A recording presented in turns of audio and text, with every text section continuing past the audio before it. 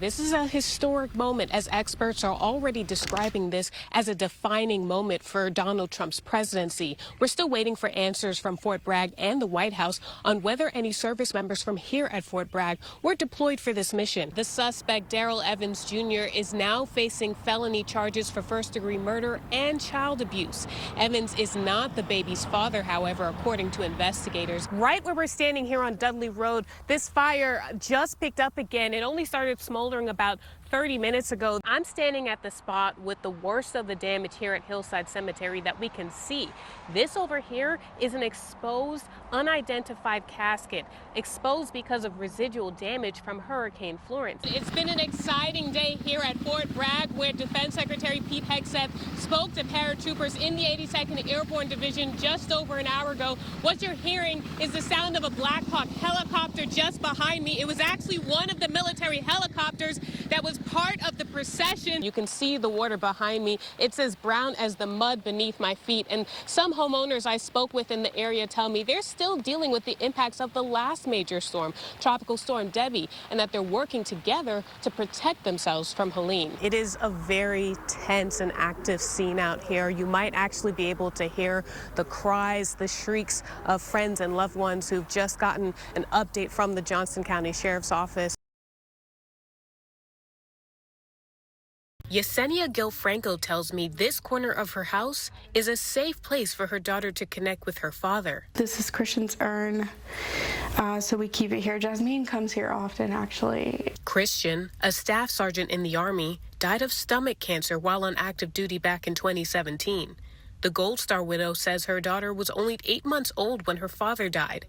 Gilfranco was a lieutenant. As an active duty service member, I don't think I let myself grieve the way that I probably should have. Then a friend encouraged her to join Wear Blue Run to Remember, a foundation for families of fallen soldiers.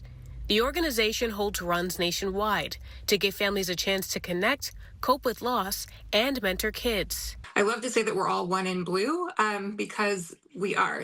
No matter where you are, what you're going through that day, you have a community of supporters behind you who are walking with you. Watching her daughter run, Gilfranco says it's only made her daughter stronger. She just kept saying, even though she was struggling, she said, I'm doing this for Dad, I'm doing this for Dad. And it was a huge step. It was, she made me very proud. And I know Chris would be proud of her too, if he was there.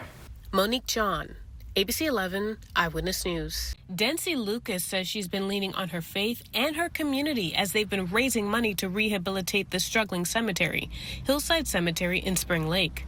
The worst of the damage is this casket we first showed you in October, now visible from the street and exposed due to unrepaired damage from Hurricane Florence. She says they've raised more than $7,000 to restore the cemetery since they first spoke to us last month. The outstanding outpouring of support shows the love and desire that the community has. Cumberland County is pitching in too. The Board of Commissioners is allocating $15,000 from the general budget to rebury the casket. It was a unanimous decision. They understood the significance of this. Commissioner Glenn Adams says he hopes the effort will restore dignity while community members keep working to identify whose grave ended up exposed by the damage. This is somebody's family. It's either their great-grandmother, grandmother. It doesn't really matter, but we deserve to make sure that they are taken care of. One man says he's proud of his fellow veterans, helping them clean up the graveyard by clearing up overgrown brush and litter in recent weeks.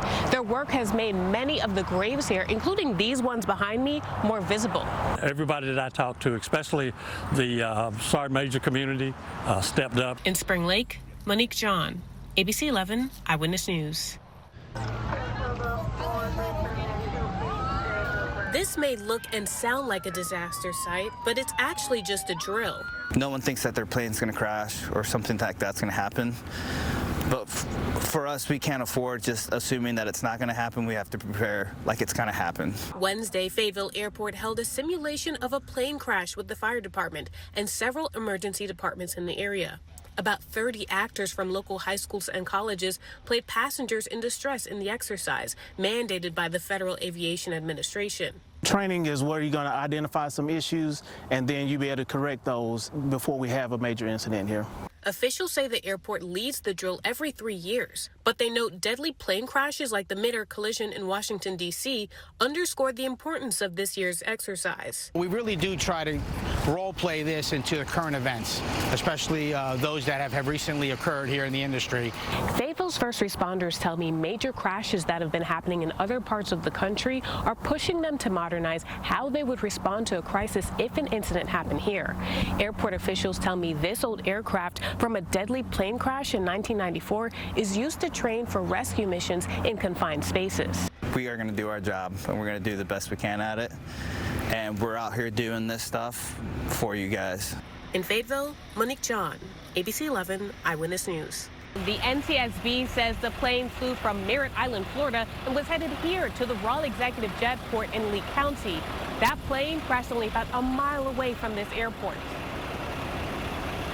It's a tragedy, by all means. I mean, it's a devastating blow to everybody, the community, and but we're going to figure out what happened. Monday, a small plane crashed in Lee County, killing the family of 4 inside. Travis and Candace Buchanan with their son and daughter, Walker and Aubrey, only 9 and 10. Before the crash, about 5 to 6 miles from the airport, the NTSB says the pilot called the operator at the airport, saying there were communication issues as well as issues with the engine and navigation equipment.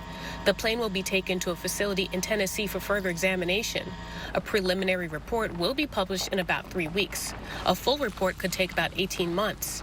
The NTSB says as they investigate the crash, they are gathering info about the pilot's flight history and will review their activities and conditions in the 72 hours before the flight.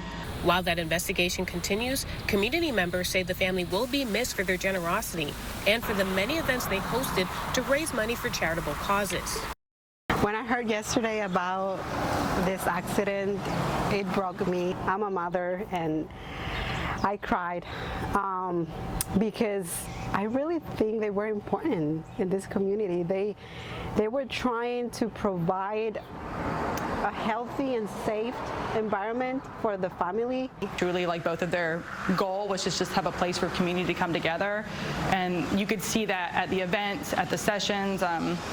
They just truly did it for the community. The family was supposed to hold another one of their events this upcoming weekend, but now family and friends say they're dealing with their grief as they figure out the next steps. Back to you.